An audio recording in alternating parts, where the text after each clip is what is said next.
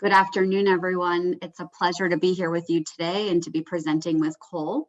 We're going to go over some brief introductions. I'm going to tell you a little bit about myself, and then I'm going to pass it over to Cole so he can introduce himself as well. So like Patrick's mentioned, my name is Stacy Silver, and I'm a registered dietitian, and I am also the manager of healthcare partnerships here at Mom's Meals. I help to support Mom's Meals by working closely with all of the healthcare organizations and to support efforts to improve health outcomes through home delivered meals. So now I'm going to pass it over to Cole so he can provide an introduction for himself as well.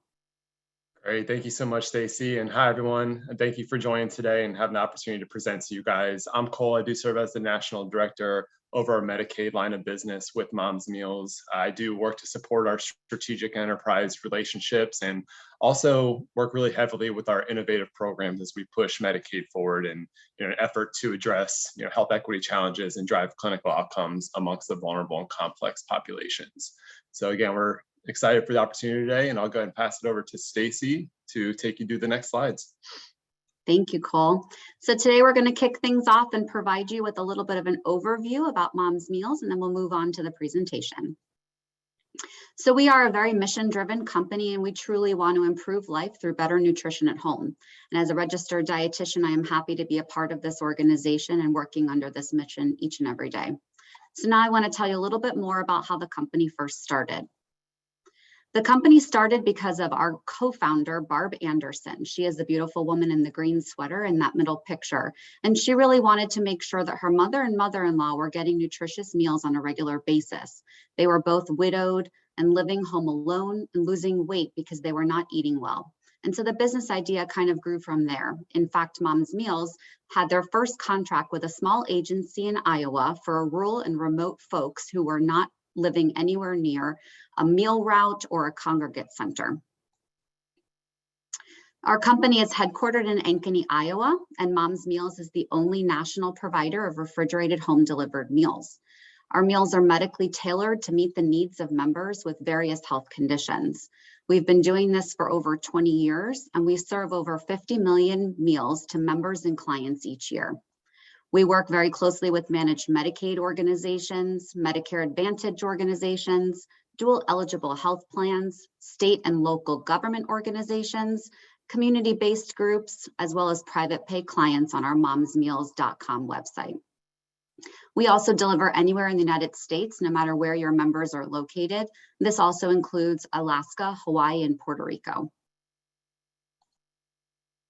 Now, in order to deliver improved health outcomes, it's necessary to address the social factors that influence consumer health.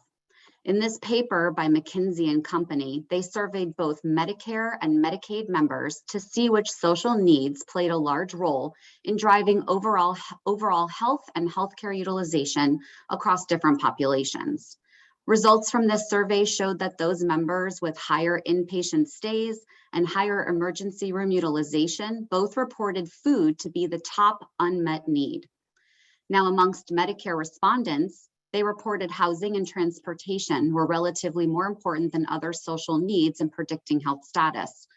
Among Medicare respondents with poor health status, community safety was relatively more important in predicting inpatient or emergency room utilization.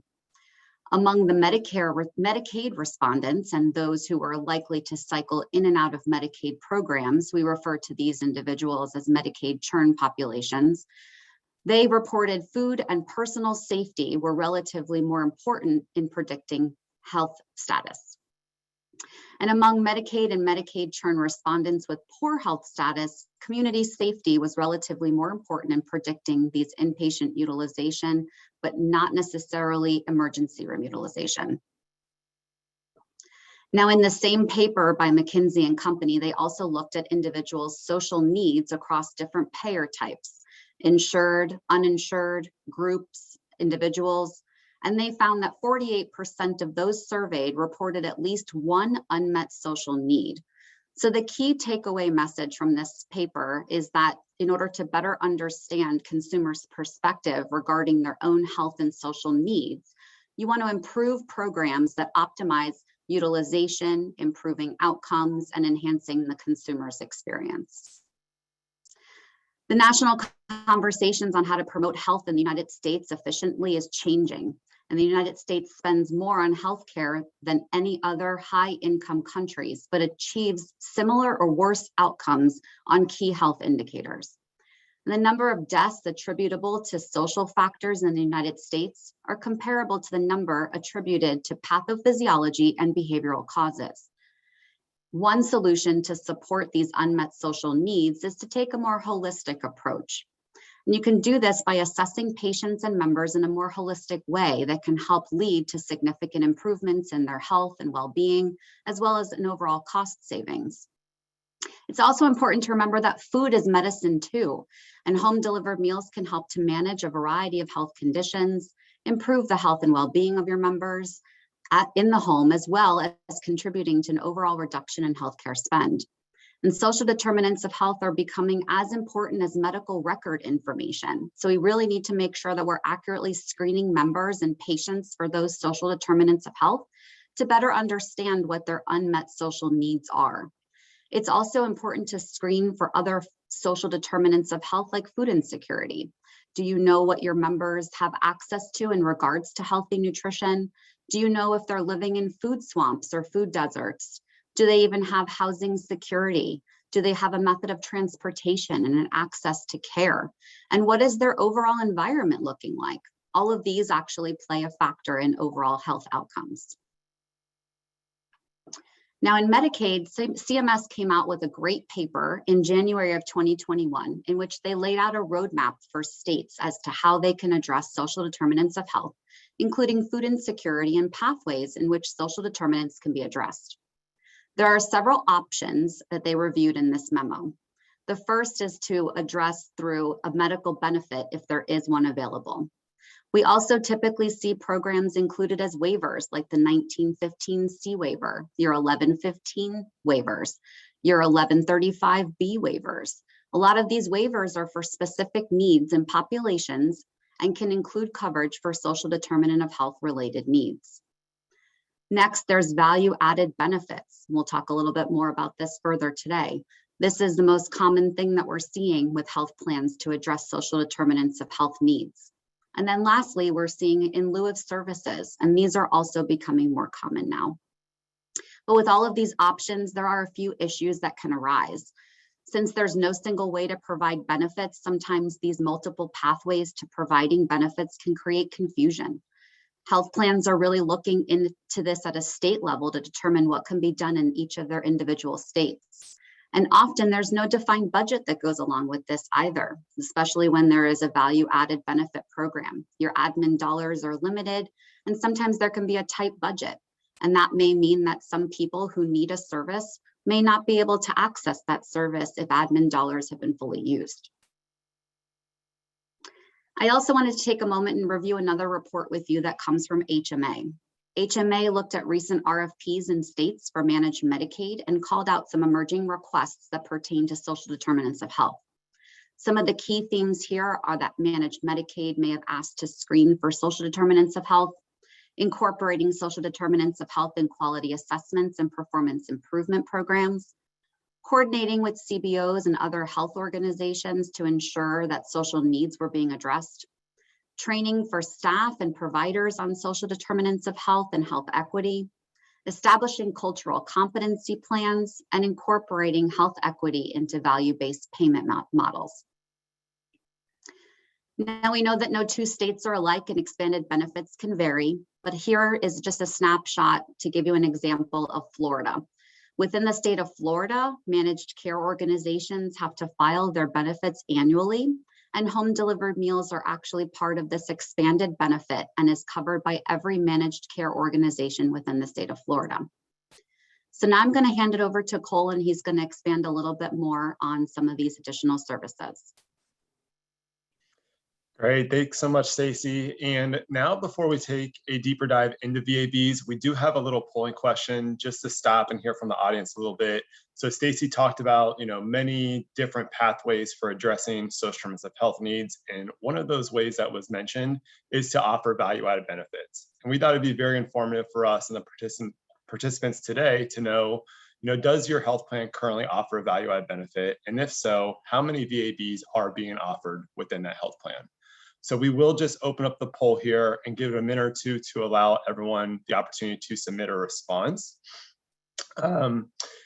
So if you aren't really sure or really new to the VAB world, that's fine. Go ahead and click that. Maybe if you aren't from a health plan, you can click, not available or not applicable, but we would just love to get a feel for how many people might be leveraging this effective tool to address social determinants. So we will go ahead and just give it a few minutes here, maybe another 30 seconds or so, and allow you guys the opportunity to answer. Then we will go ahead and publish the results and be able to share that with the group.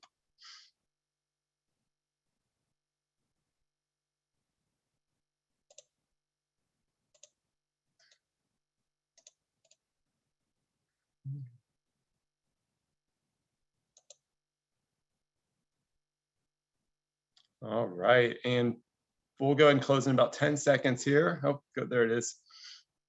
All right, so it looks like the winner was yes. 6 or more said that 25, well, the winner was not applicable. So maybe these are, people not from a health plan, but within those that did answer, it looked like 6 or more was the winner at 24%. So, maybe that's most cases, you're in the state like California participating in ILOS. So, you may be offering more than 6, you might be offering 14. So that's great to see that we have a number of listeners, out there who are offering 6 or more value-added benefits. We had 12% answer 2 to 5. We had another 12% answer yes, at least 1. And then we had 18% answer not sure. So, these VABs are starting to become more and more common. You might start to see some of these things showing up in RFPs because, they're new areas where states are starting to put more of an emphasis on innovation. All right, so I'll go ahead and close that out. And Stacey, you can go to that next slide, please.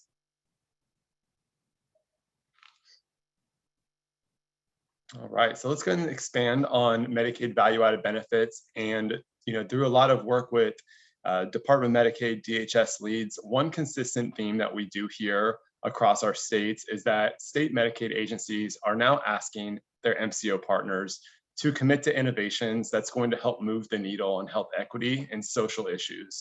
And these VABs are just one way to show that commitment to improving health outcomes and are picking up a lot more steam to better serve that complex and vulnerable group. VABs can really help health plans. They offer a variety of benefits when implemented. They can really serve as a differentiator to show efforts to support those social needs that we touched on. VABs can also address clinical and unmet needs for the vulnerable populations. It's a great way to demonstrate that innovation to help us move Medicaid forward and how benefits really are structured and paid for. They can also help to attract and retain membership, and in a competitive marketplace, helps to improve member satisfaction as they bring a real value to people who really need them and can benefit from them. It's also an opportunity to invest in members' health, while working to lower the total cost of care and member outcomes to move closer towards that model of value-based care and, more preventive and holistic. There's been a much more focus on that. There's a lot of compelling research and evidence to suggest the effectiveness of these medically tailored meals on that high-risk population, and we'll be able to share some of those outcomes with you today as well on different programs or models we have seen be effective and successful. And then lastly, meeting state expectations around addressing SDOH and health equity. We touched on this a little bit earlier, and starting to see more of these in RFP requests as plans focus on innovation. Next slide, please.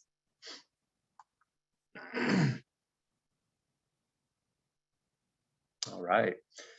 So Mom's Meals does support, many value-added benefit programs today, and have just loved the opportunity to be able to collaborate and innovate with our great partners. Here are just a few examples of populations that you may consider included in your value-added benefits. So if there's a plan or state that, may have a pain point and needs to control costs, say around, their diabetic population, or, maybe there's a state where the highest readmissions may come from those with the behavioral health diagnosis. VABs can be one solution to help address those challenges within those members who are deemed high risk. So some of the programs we offer today are around post-discharge. This has been very effective in helping to focus on and reduce readmissions. From work we have done in this space, we typically see a reduction in readmissions by 25 to 40% on average. Next one down there, chronic care programs. And these are designed for those who are suffering from conditions such as diabetes, such as heart failure, in an effort to help control costs. Those programs will typically include 2 to 3 meals per day for up to 12 weeks at a time. And this is just in place to help, avoid member flare-ups and better manage that condition. Go to behavioral health next. This is another one that we're starting to see more and more interest in and starting to support. Moms Meals recently did a study with a Wisconsin-based MCO to provide meal support for those with a BH diagnosis. And we did see a reduction in total cost of care by 44%, which was really exciting. They also saw decreases in inpatient costs, admits, and days, as well as a decrease in ED utilization. The program design and results, were actually just presented a few weeks ago on a separate webinar as well. So on any of these, we're happy to share a little bit more information if interested. Then we'll take you through some outcomes today as well.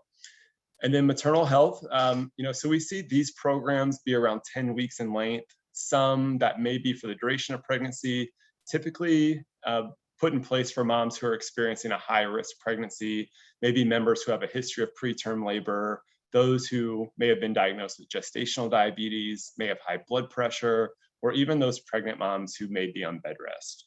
Another interesting piece to this that I'll highlight as well is that we're starting to see plans add in to extend the benefit to other dependents in the household. So if there are any other children in the house that are members of the health plan, they could qualify for meals as well. We often see that mom will give her meals to other children in the house before consuming them herself.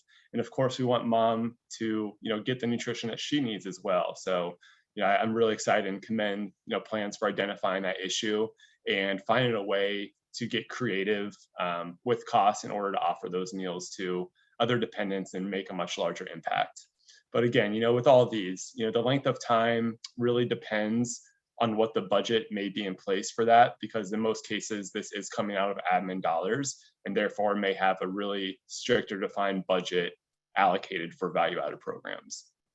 Diabetes, it's another area where we're starting to see a lot of innovation focus, have many models in place to support this population with A1C levels. We've seen reduction by 0.5 to 2 points when introducing home delivered meals into that plan, and also some great data on decreases in readmissions, ED utilization, IP visits.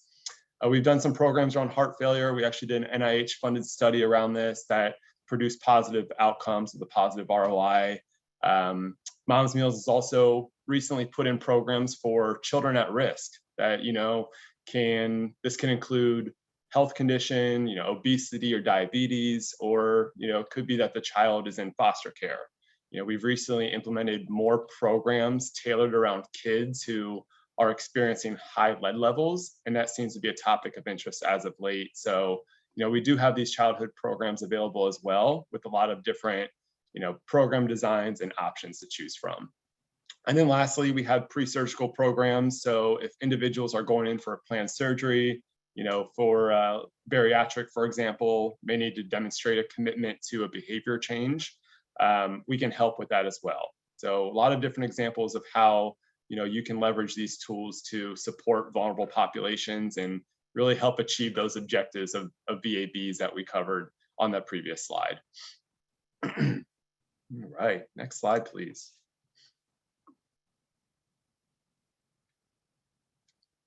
Great, and then just to briefly expand on some of those VABs that we covered from the previous slide, I wanted to walk you through 3 of the most common, or maybe 3 of the most traditional VABs that we are seeing health plans offering programs for. So the first being that meal support post-acute, or providing nutrition post-discharge. So these tend to be shorter term programs or benefits to help people with that transition of care following an inpatient stay at a hospital or skilled nursing facility. And the purpose of this is to help folks in that recovery process and to avoid 30-day readmissions. And the goal is to make sure they're getting the nutrition they need to promote recovery. Many times folks might come home from might come home to an empty refrigerator, may not have the strength or ability to shop, cook, or clean. And home delivered meals is very effective intervention to ensure that members have access to quality nutrition following that discharge. The national average for a post-discharge program is we're seeing 2 to 4 weeks at 2 meals per day, which does equate to about 28 to 56 meals. And we also know in this space, meals are very time sensitive. We want to be able to get these out to the individual as quickly as possible. So at Mom's Meals, we do have a very quick turnaround and can deliver post-discharge within 1 to 3 business days. Next slide, please. And nutrition during pregnancy, I want to call this one out because there is definitely more of a national focus on maternal health. There are a lot more policies in motion at the federal level to support that. States are also targeting new maternal health benefits, programs, waivers, quality measures, and there's a lot more awareness around, the importance of maternal health in implementing programs to support moms in high-risk pregnancies. Social determinants can play a big role throughout pregnancy, really has a significant impact on maternal health. So, when looking at, social determinants, that will include factors such as healthcare, zip code they may reside in, education status, economic stability, nutrition security, and then also healthy behaviors. So all of those factors can be contributors to a healthy and safe pregnancy, and we really want to be able to address and support some of those challenges. We also know that a lack of balanced meals and limited access to proper nutrition can create risk and have an effect on overall health and child development, and is even more prevalent when there's that economic instability. Maybe mom isn't able to purchase the appropriate food that could be required to meet her needs and control any conditions that are present, such as diabetes or high blood pressure.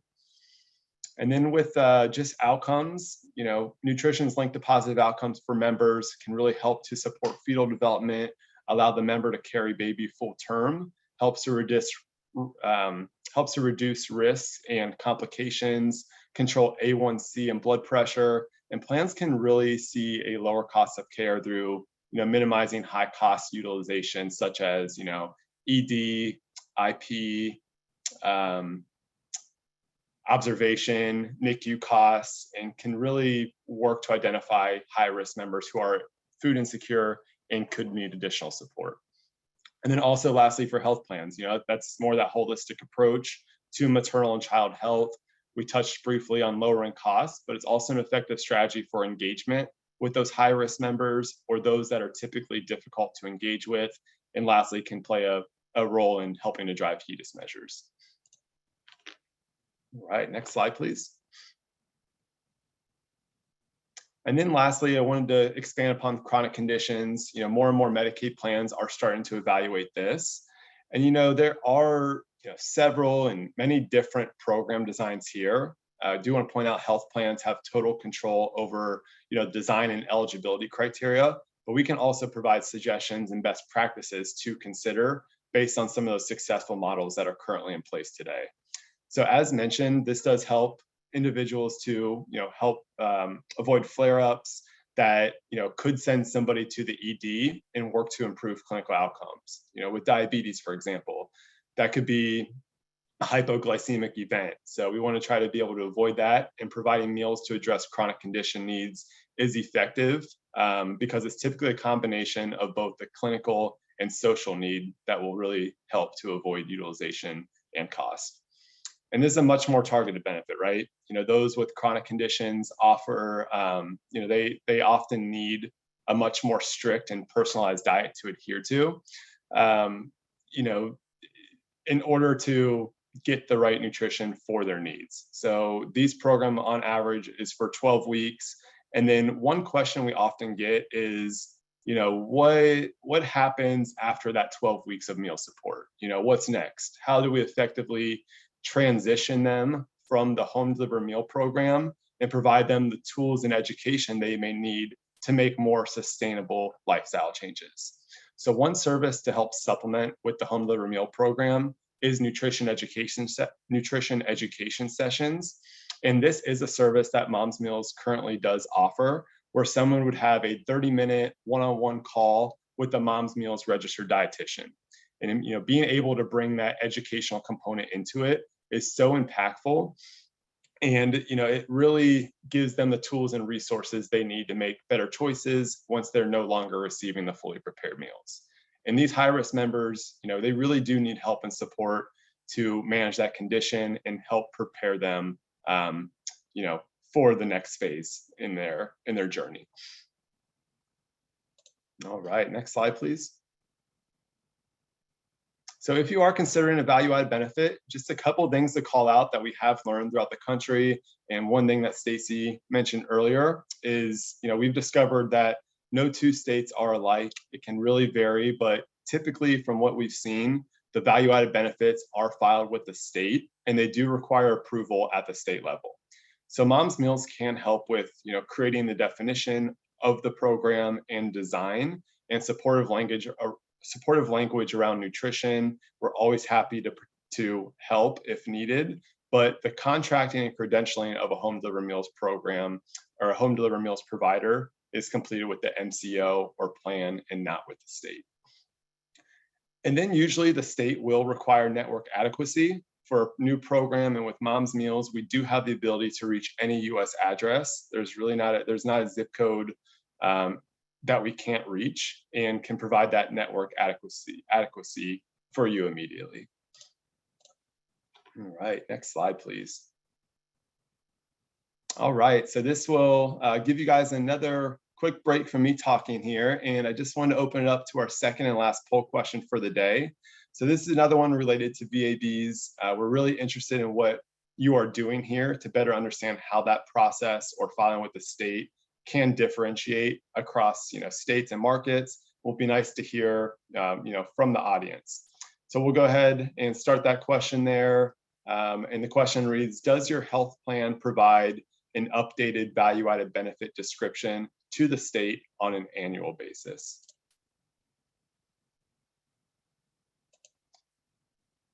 So we'll give it a minute here. And again, we found that this really can be different.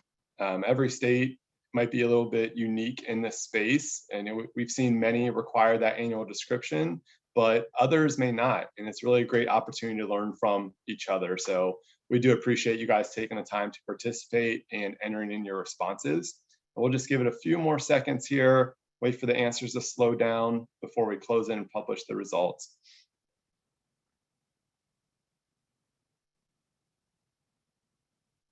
All right, so let's go ahead and close that poll. Great. So the winner here was yes. So most health plans it is a requirement to provide that description to the state on an annual basis. Only 5% answered no. So we are learning in most states here that is the requirement. And then we had a majority answer not sure, or NA for those that are not associated with the health plan. Great. So thanks again for that. And, if you do go ahead and want to implement the value-added program, just know that you will most likely have to update that on an annual basis with the state. But then it's also an opportunity for you, or, for current partners, those that currently have a VAB, as well, to change their program or evaluate ways to tweak or improve for those subsequent years and maximize impact and change. All right, next slide, please. And then before we go into some of those examples of case studies from Moms Meals, we do have some supported, we wanted to be able to highlight some foundational research in the industry that does highlight the impact of nutrition on health. And, this is a part of the business where, I really find interesting, have an extreme passion for. Stacey shared, the mission statement earlier, and we're just really proud to be able to work towards that every day. Really, our vision for the industry is to, revolutionize healthcare by making nutrition the cornerstone of healthy living.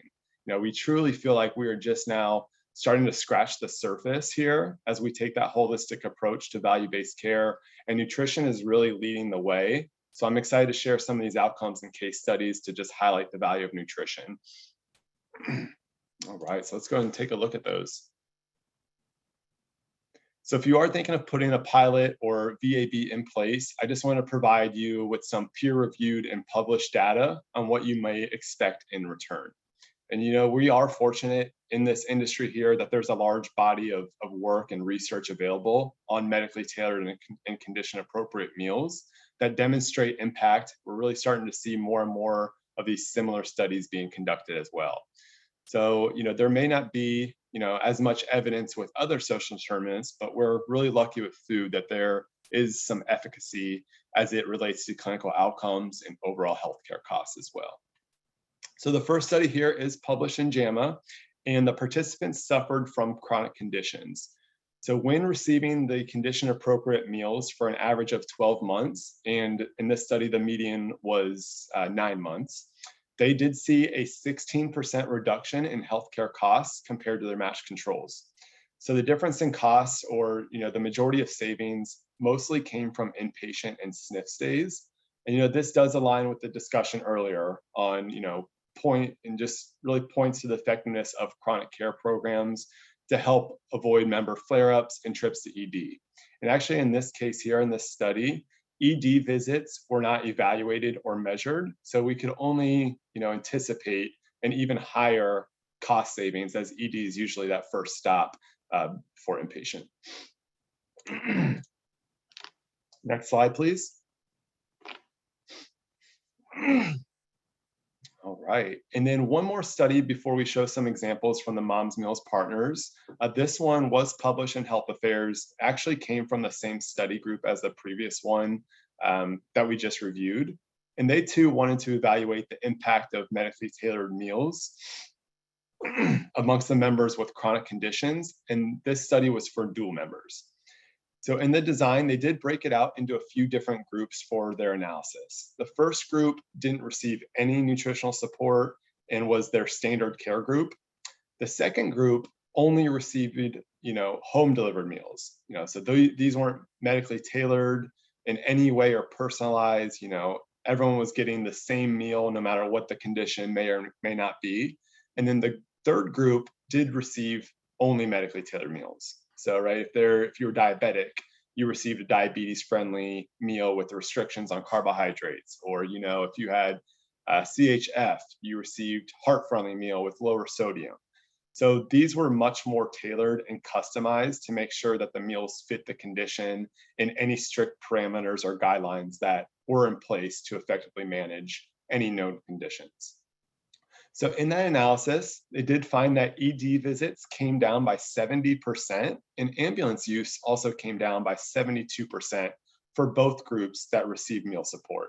So both the home delivered meals group and the medically tailored meals group. But then what was really interesting as well was that, only those who received the medically tailored meals showed a decrease in hospital admissions by 52%, and a 40% decrease in overall healthcare spend. So, it is important just to remember that, we do want to work to improve everyone's access to nutrition and meet those needs. But if there are, chronic conditions present, we can make a much larger impact by offering the medically tailored meals and taking a much more personalized approach to ensure that, they're getting meals best suited for them and tailored to their own needs. And that is really what can lead to the clinical benefit, help to avoid, longer term hospital and patient stays, and hope to prevent more severe challenges down the road. Great, next slide, please.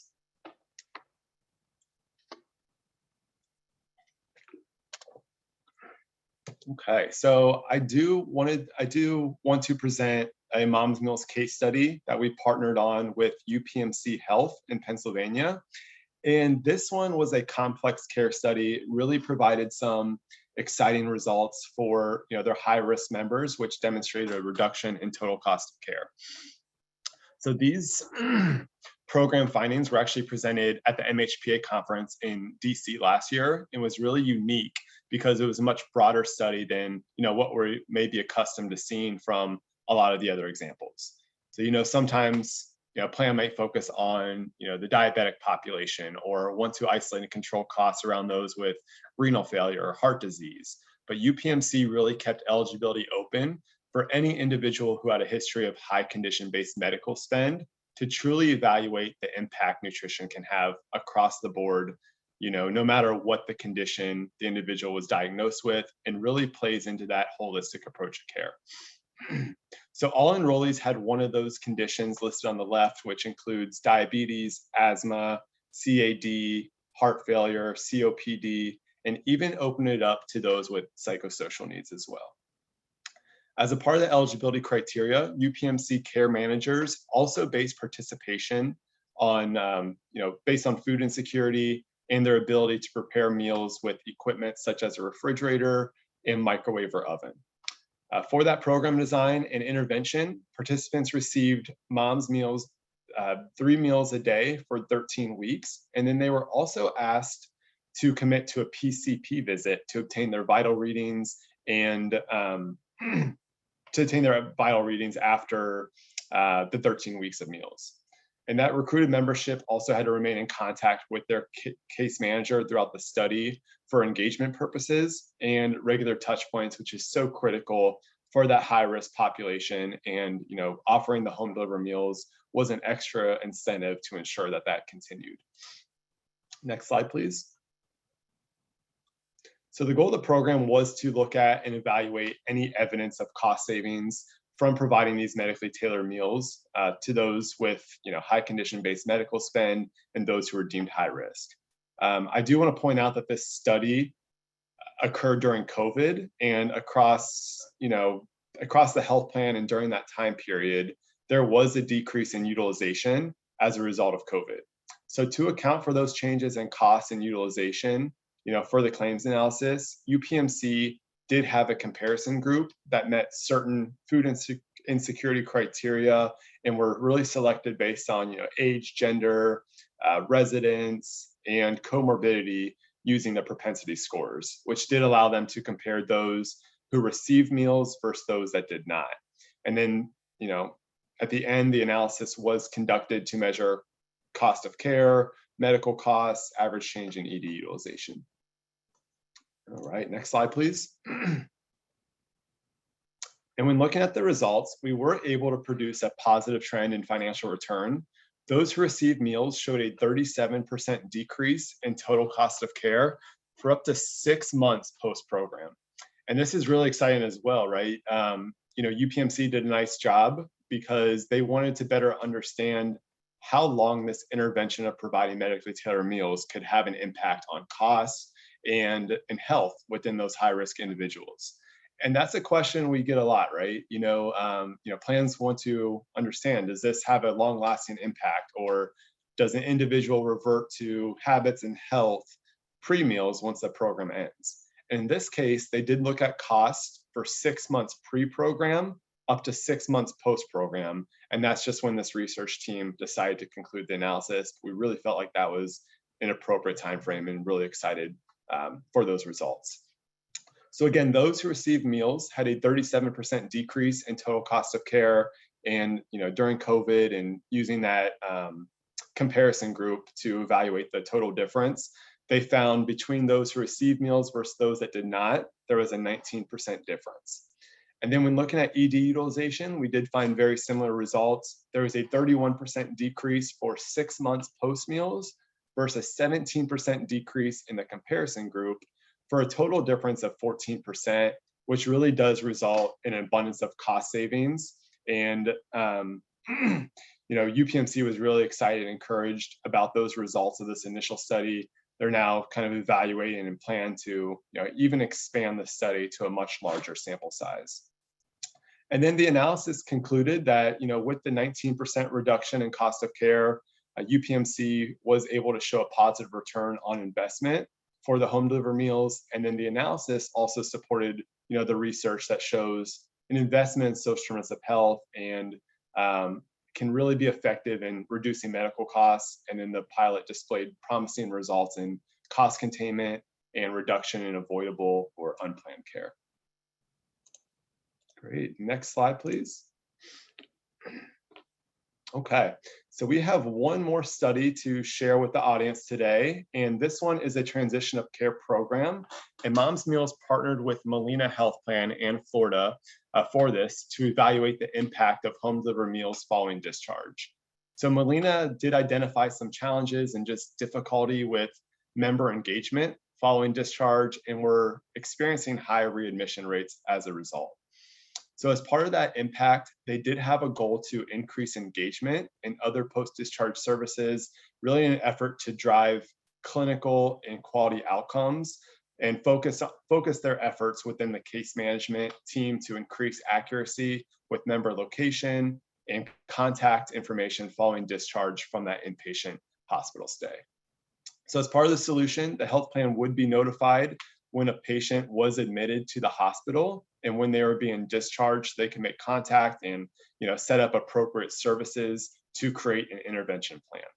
So as part of that study, home delivered meals was offered by Molina Florida in that outreach, and they really wanted to evaluate the impact nutrition would have on their Medicaid population as part of that transition of care program. Next slide, please.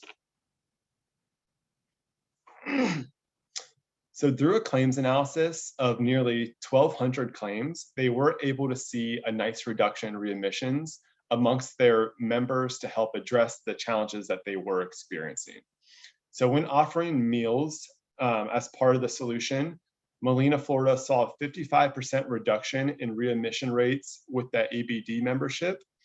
And then when looking at the TANF membership, there was a 24% reduction in readmissions. And then when we combine the two and look at their overall population, readmissions went from 18.9% when not receiving meals to 10.4% when receiving Mom's Meals post-discharge, for an overall decrease of 45%.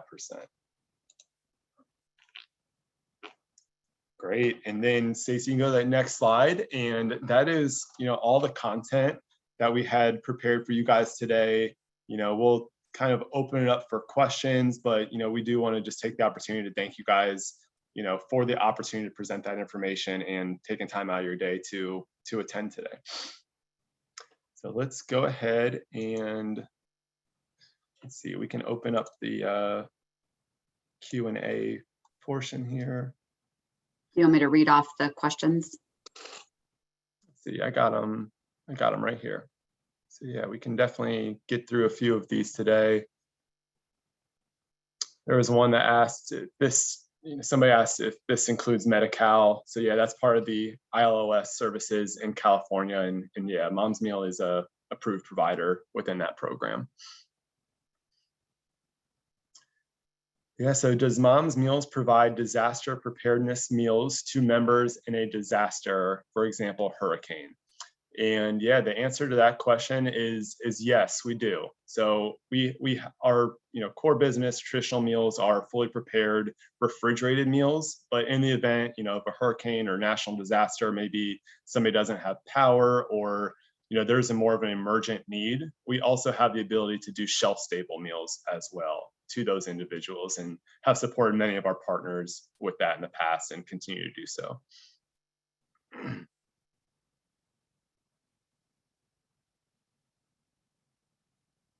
Let's see. Who do you bring these VAB program proposals to? Are you presenting these potential programs to individuals at MCOs, state lawmakers, et cetera? What does that initial conversation look like? Yeah, it's a great question. So we do have like a lobby team that works with policymakers at the federal level, at the state level, to help influence and advocate. But then we also present and talk to MCOs who are interested in implementing a value-added benefit.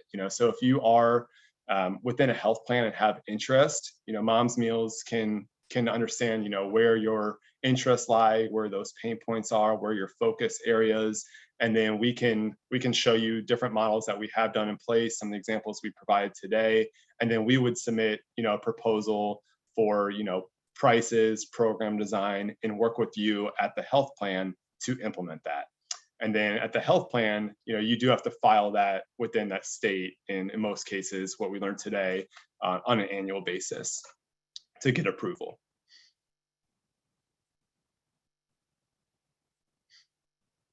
Let's see. So it looks like there was a question from regarding West Virginia-based programs that focused on helping those with social determinants of health. And the question was, is this part of the, is West Virginia part of this plan? And how do they go about bringing the program to the state? So I think hopefully that might have answered that question. Yeah, Stacey, feel free to jump in and take any of the questions as well. But yeah, I think we're able to get to that one.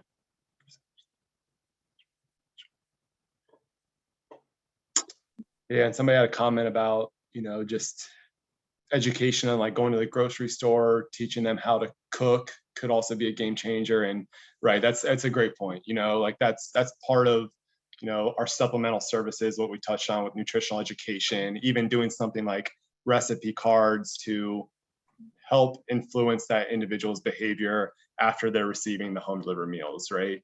Just giving them the tools and resources they need. Our dietitians can also work to connect them to community resources as well. So yeah, anything that we can do to help support that individual, you know, we're happy to do. There was another question regarding, is the same meal service available for inpatient settings?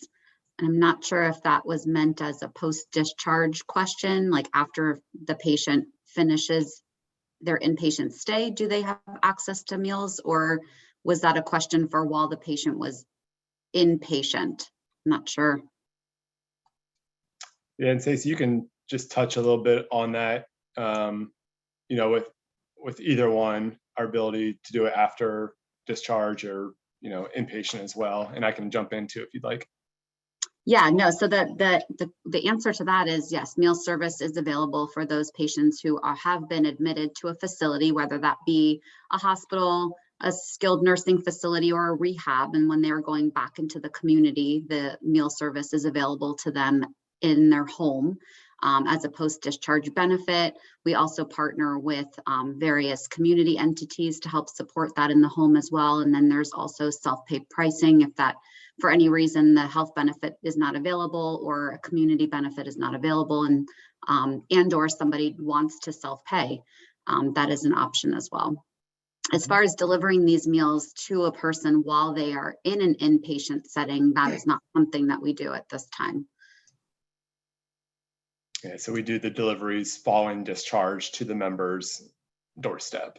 And you know, that it really is all dependent on, you know, what the approved benefit in place is for that individual through their health plan. And yeah, Stacey kind of mentioned as well, you know, you have the option to do private pay and, you know, offer support there as well. So I think that the question was more pertaining to, or it seems as though maybe it was more directed towards mental health inpatient stays. And right now we don't deliver to any inpatient facilities, as there usually is that facility is usually the person or the entity that provides meal service to that individual, unless it is maybe an assisted living facility or a group home or somewhere where that patient is, that's their residence, and meals are not being provided for them or billed in another capacity. Nicole, correct me if I'm wrong on that. So I hope that that helps to clarify a little bit.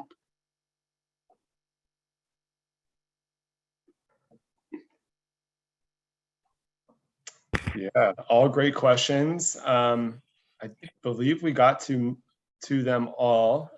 If there are any other questions that come up, you know, here's our contact information on this deck. We can also send out this deck following the call, you know, as a reference if you need to look back on anything. But Stacey and I are always, you know, available and willing to, you know, expand upon any information that was presented today.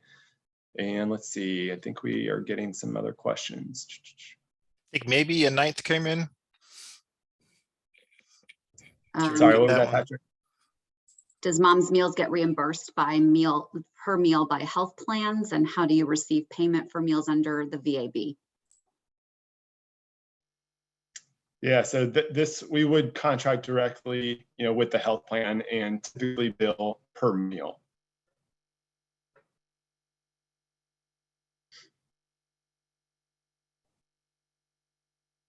Okay, last call for questions. These were great.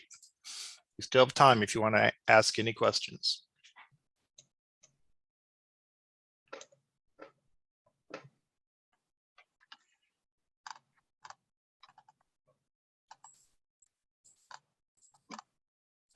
Yeah, thank you guys so much for all the questions. And yeah, as Patrick said, if there are any others, feel free to type them in.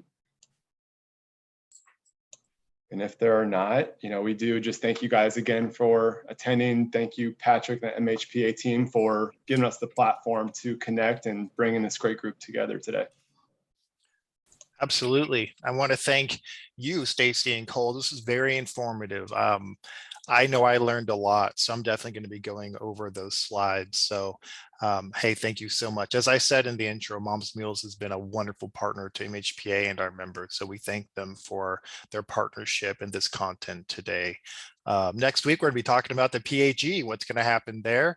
And a little birdie told me that registration for MHPA 22 will be starting soon. So get ready to register. That'll be in September in Phoenix. So again, thank you all for attending. Thank you, Cole and Stacy.